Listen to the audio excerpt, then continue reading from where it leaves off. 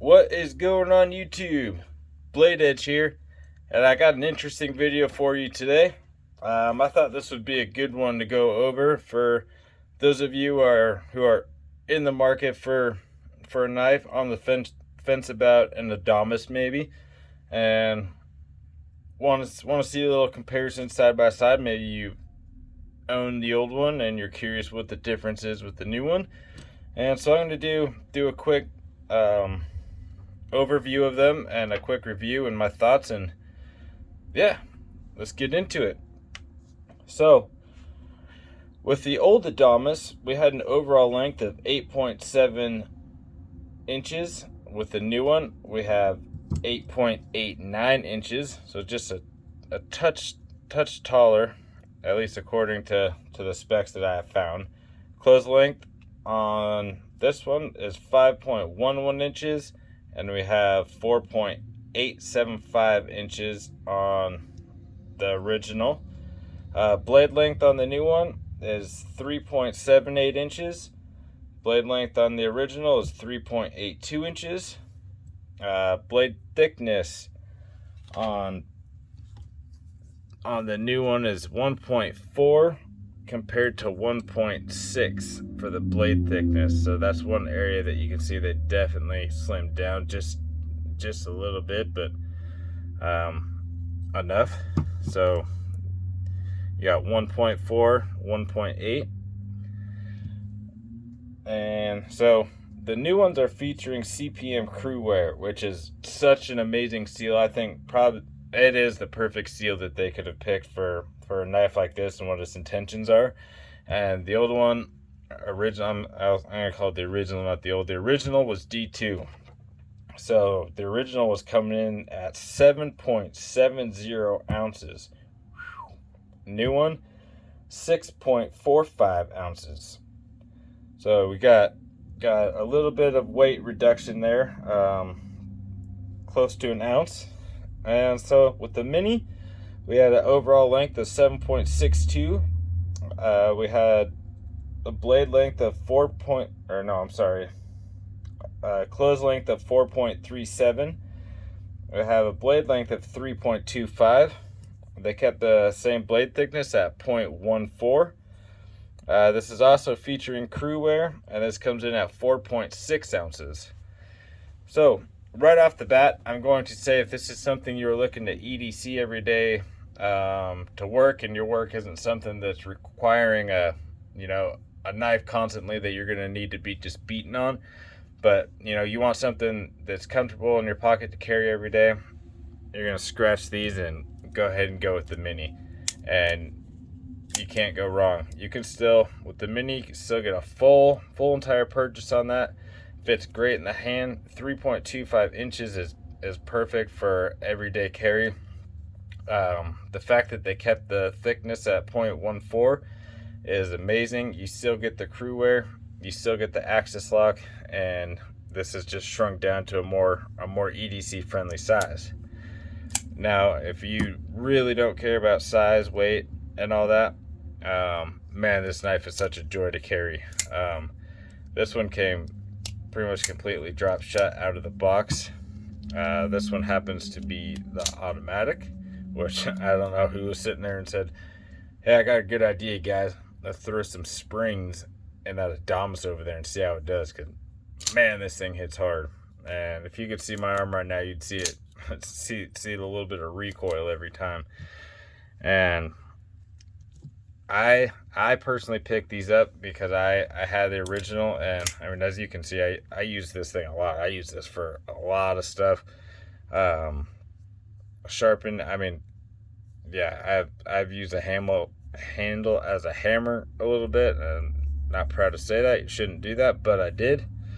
And this thing kept going without any problems. There were some videos on YouTube a while back, like a long time ago, when I first got this, and the reason I got it was this guy was testing this, and I mean, he was cutting metal, cutting wire, just doing all kinds of crazy stuff, pounding in wood, and he just kept showing it, and just a couple little spots in the blade, and it was still going strong. I was like, man, that's what I want. They're all backed up by full steel liners, as you can see in there. Looking at just from my eye, I don't know for sure, but it looks like the steel liners might be ever so slightly thinner on this, and you got a little bit thinner of a handle on that too. So yeah, so this knife took everything I could throw at it and more. And it, whenever I was going camping or going to do something that, you know, I knew I was going to be needing a knife and I was going to be needing to use it hard, hands down, I grabbed this one every single time. So when I heard the new ones were coming out, I was excited. And I was honestly 100% not disappointed. Crew wear, the little bit of weight reduction, the fact that the blade thickness is almost the same. And you can see here, it looks like when it goes down, it gets a little bit wider right as it's about to get to the tip. That might just be, you know, the eyes playing tricks on me, but yeah, it just, I mean, it's same handle shape, just a little bit more contoured than the original, and it feels just that little bit more that I wanted in this. I got in this, that little bit extra comfort that I wanted, I got. And I mean, I EDC this. There's absolutely no reason for me to, other than the fact that I like it. This is the knife that got me really rocking into knives, was getting this. And I mean, the day after I got this, I got the fixed blade version of it, and then it was all downhill from there. I was hitting collecting knives pretty deep after that. So this is my first auto Adamas, and this thing's fun to EDC too. Got that big old blade that fires out of there, and this thing will take still same just as much. It's still backed up by the same lock. Only difference is this has spring coil spring wrapped around that make it open, and you got a lock back here to lock it open and to lock it so it doesn't fire when it's closed. Only thing I've noticed about this, and maybe it's just this one, maybe it's all of them, I'm not sure, but when I first let it go, when I first open it, you can see it's got ever so slightly clicks, but once I push that lock up into place, I mean, it's rock solid. And I don't know if that's something, I feel like it's gotten a little better with breaking in, but I mean, you can hear it. But then as soon as I push the axis lock up, then it's solid. And, you know, no side to side, but it's just that, but if I let it snap with one hand, no, I guess it still does it. But it's like, it doesn't go all the way up until I kind of push it up there. I don't know if that's all of them, if that's just this one. That is one thing I noticed about the auto.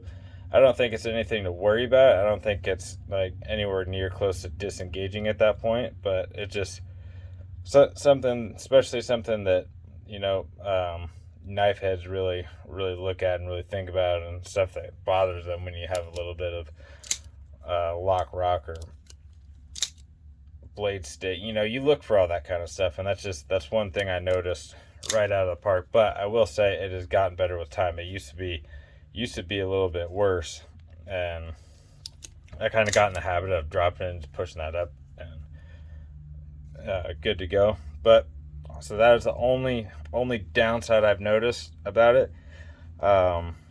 Like I said, the mini, this is such a great EDC knife. It is a little bit on the thick side, so put it in your pocket, you're definitely going to know it's there. You're definitely going to feel it. It's definitely not going to disappear, but it's definitely going to be there when you need it for whatever you need it for. And I mean, that's more than you can say about some knives out there. I don't have the exact price on all these. The auto comes in more than the automatics, obviously. Actually, let me get it 1 second. All right, so pricing, we're looking at $240 for the full size, looking at about $305 for the full size auto, and about $215, between $2 and $215 for the mini. I know that price seems a little steep, and it is a little steep, but in my opinion, what you're getting with this with the G10 on both sides with the solid steel liners, CPM crew wear, and you know, the fact that it's a Benchmade, I think it's worth the price tag. I would like to see them all about $20 or so cheaper, a little bit on the cheaper side.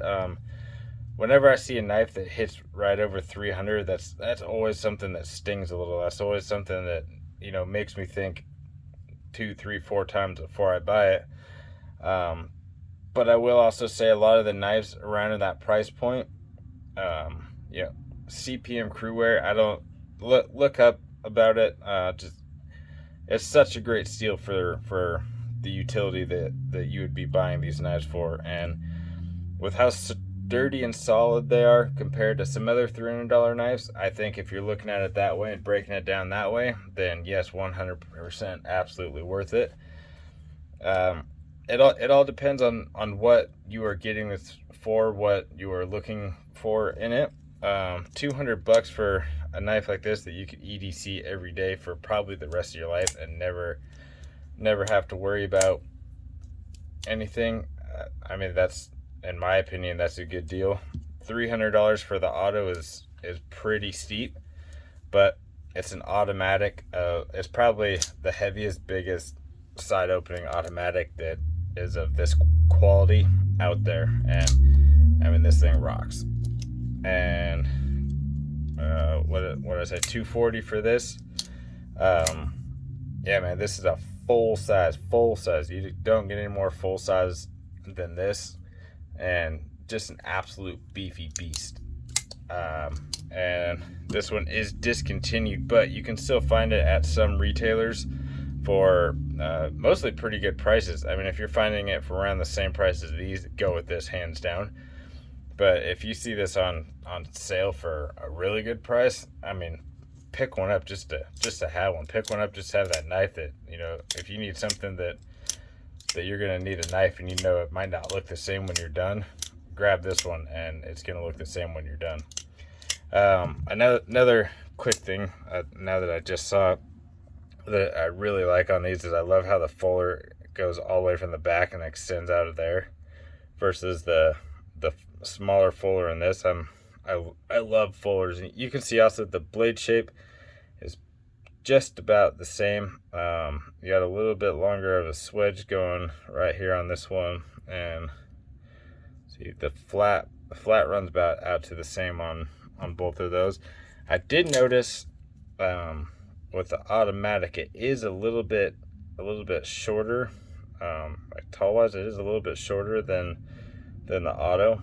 The blade's just ever so slightly smaller than the auto, and I'm sure that's maybe for weight, with how this thing fires out. And for some reason to me it looks weird without the thumb stud there. That always throws me off, and without the pivot screw right there. So I mean, I wouldn't need a thumb stud for anything because it's a automatic, but it just, I don't know, without that and the pivot at first I'm like, whoa, what you got going on there? So with that conclusion, if you're looking at getting a big powerful beast of a knife, hands down pick this up. You won't be disappointed. If you're looking for something small to EDC in the office every day, these probably aren't what you're looking for. If you're looking for something to EDC at work every day that's not like an office setting, the Mini is a great choice. Again, just remember it's thicker than a lot of other knives out there, but it's completely solid, and you won't be disappointed with that. And so yeah, in closing, I highly recommend all these knives, and thank you guys for watching. Please leave me a comment down below. Let me know what you didn't like about the video. Give me a thumbs up if you don't mind, and if you haven't subscribed yet and you liked what you saw, please consider subscribing and checking out my other videos. I'm going to be trying to do at a very minimum 2 to 3 videos a week. I say that all the time, and something comes up and I end up missing a little bit of time in between, but it is my goal every time to hit that. So I'm putting forth effort to do it. So I'm just going to nail the damn thing and do it. Thank you guys for watching. Hope you have a great night. Hope you enjoyed. I've been Blade Edge.